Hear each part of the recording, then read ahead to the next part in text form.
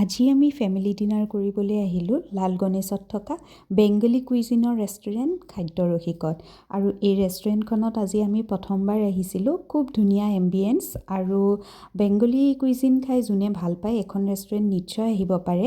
আমি আহি পেলাই প্ৰথমতে ষ্টাৰ্টাৰ দিছিলোঁ। এইটো আছিলে এটা মাছৰ ষ্টাৰ্টাৰ, খুব টেষ্টি আছিলে। নামটো পিছে মই পাহৰিলোঁ। এইটো মাছৰ ওপৰত এনেকৈ এগৰ মানে এটা লেয়াৰ কৰি দিয়ে, খুব ভাল আছিল, টেষ্টি।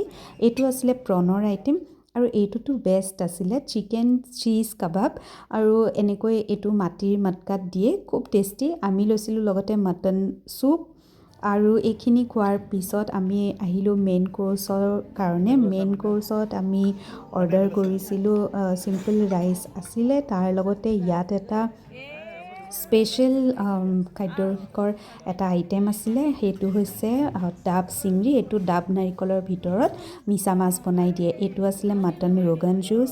তাৰপিছত এটা মাছৰ আইটেম, এইটো বাসন্তী পোলাও, এইটোও বেংগলী স্পেচিয়েল হয়।